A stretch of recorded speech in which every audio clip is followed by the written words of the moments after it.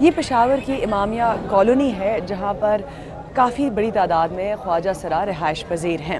یہاں پر اب خواجہ سراؤں کے خلاف تشدد کے واقعات میں اضافہ دیکھنے میں آیا ہے، لیکن اس کے باوجود بعض ایسے خواجہ سرا ہیں جو کہ اپنے حقوق کے لیے آواز بلند کر رہے ہیں، اور میں یہاں انہی سے ملنے آئی ہوں۔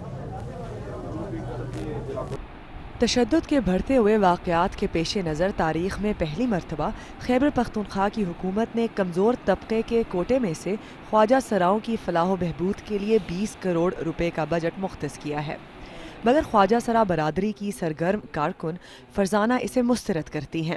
وہ کہتی ہے کہ حکومت مردوں اور خواتین کی طرح انہیں بھی اپنی مرضی کا شعبہ چننے کا حق دے۔ حکومت یہ تجویز کر رہی ہے کہ خواجہ سراؤں کو متبادل شعبہ یعنی سلائی کڑھائی کی طرف راغب کیا جائے۔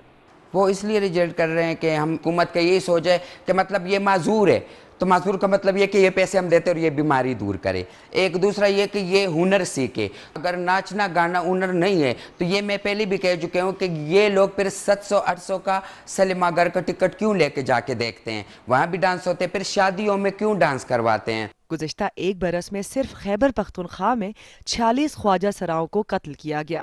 اس سال تشدد کے 300 واقعات رپورٹ ہوئے۔ حالیہ دنوں میں 9 تشدد کے واقعات سامنے آئے ہیں۔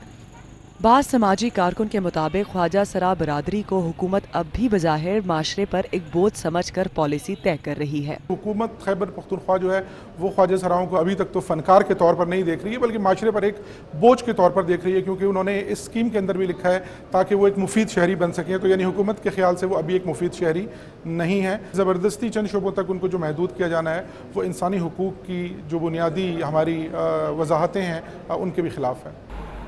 صنم بھی حکومت سے کچھ زیادہ پر امید نہیں۔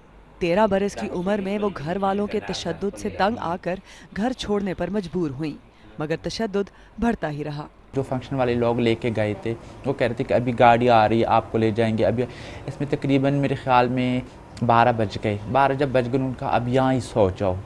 اس وقت ہمارے ساتھ کچھ ہیلپر بھی تھے جو بچے تھے، ان کے ساتھ بھی زیادتی کی، ہمارے ساتھ بھی زیادتی کی، تو ان بندوں نے تو خیر جو کچھ کرنا تھا کر لیا، چھوڑ گئے۔